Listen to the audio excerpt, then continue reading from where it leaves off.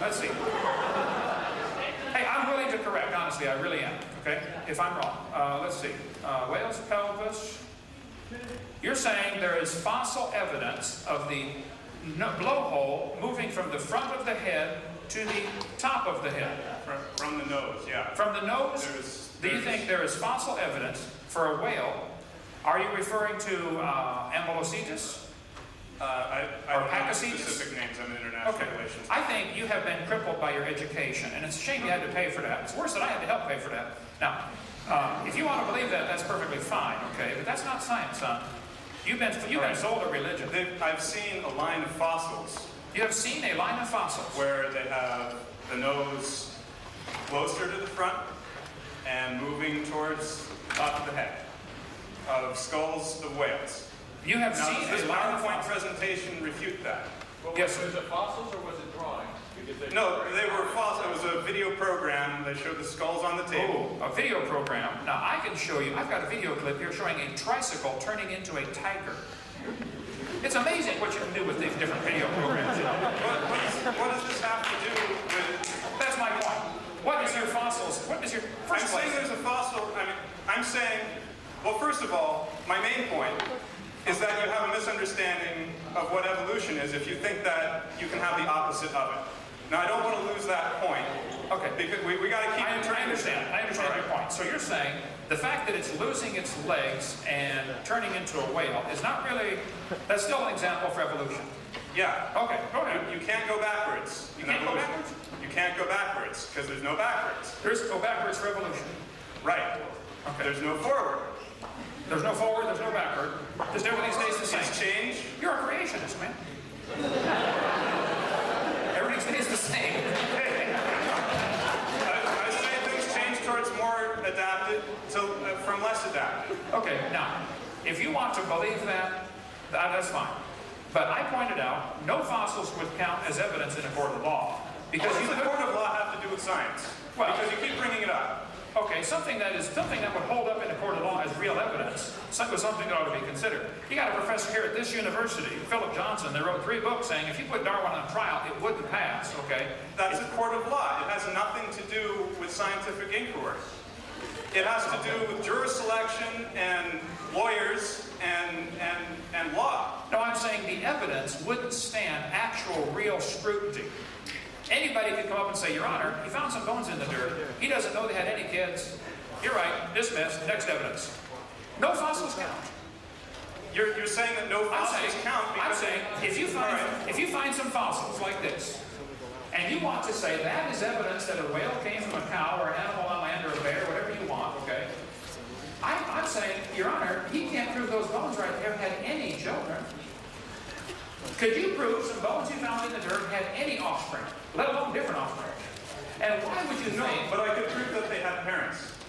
Oh yeah, I could agree with that. Now, see, you're missing the point. But now, if you find many fossils in the dirt, if you find the fact that you find millions of fossils in the dirt... That's proof of a flood. Now, that's millions. That's millions.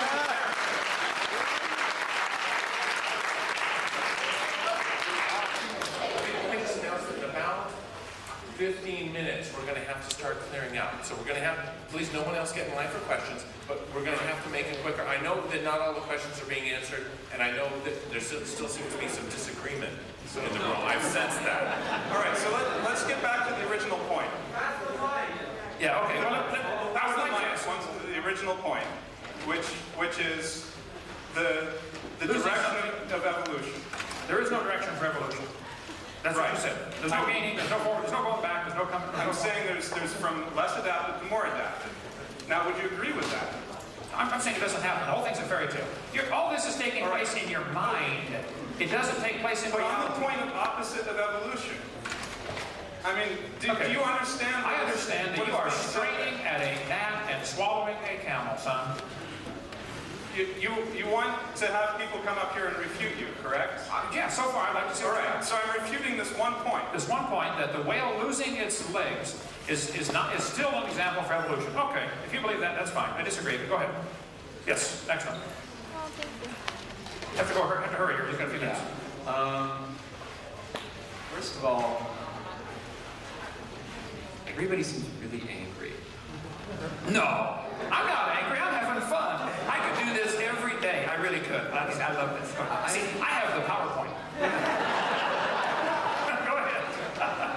Okay, I understand your point about not wanting to pay your money for what you call lies. Although, I think the big question that I've had sort of since I walked in here is, are you assuming that these textbook publishers know that what they're saying is not true? Okay. It doesn't matter. It doesn't matter. Basically, who benefits? I mean, I'm not trying to attack. Who benefits from these lies in the textbooks? Who benefits from this? And why is everyone arguing so vehemently? Okay.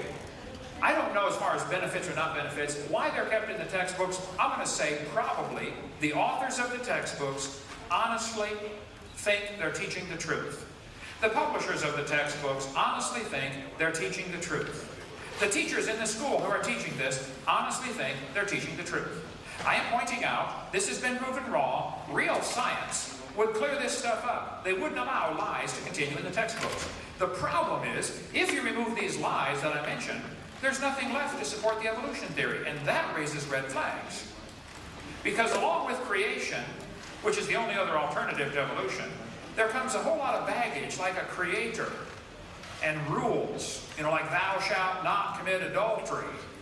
That's what they're really running from.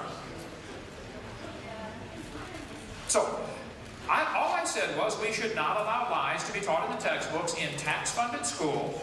If somebody wants to start a private school and teach lies all they want, go for it, man. I don't care what you teach. You can teach your kids in a private school that if you blow yourself up and kill 10 Israelis, you get to go to heaven and have 72 virgin wives. Okay, you can teach it, but I don't want to pay for that. Go ahead. Well, that is taught in a number of schools. That is taught in our schools? No, not in this country, generally.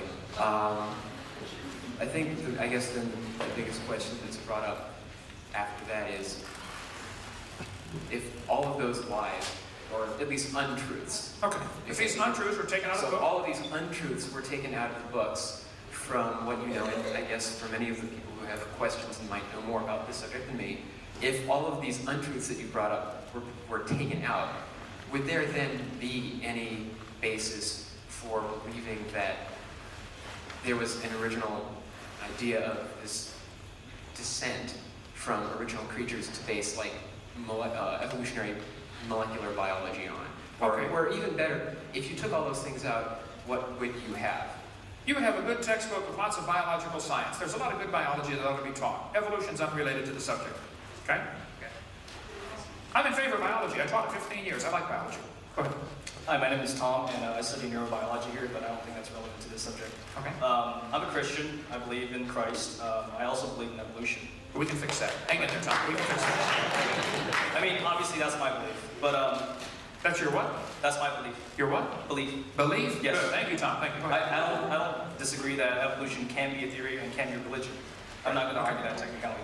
Just pointing that out. Go ahead, Tom. Right, I know. Okay. And I respect the fact that you pointed out the embryology is false. I didn't know that before this lecture, so I benefited from this lecture. So Well, hey, well, yeah, I know. I like that. Could you go back to the slide where you pointed out the horses? the horse evolution? Yeah, or I don't think- variation in species, I guess. Variations? Oh, okay. Because I have on Like some- kind? The slide on kinds? variations happen, but they have limits. Let's see. I mentioned about there's a variety of horses. Right. This That, right. So, Yeah. are you saying that those are the same kind? I think a 5-year-old could tell you a zebra and a horse are the same kind of animal. They're still infertile. The Okay. zebras and horses can still breed. Okay. So, Yeah, they're the same kind, not the same species. right. So, suppose I put a human being at where the gazelle is, and a chimpanzee where the burrow is, and then if I put a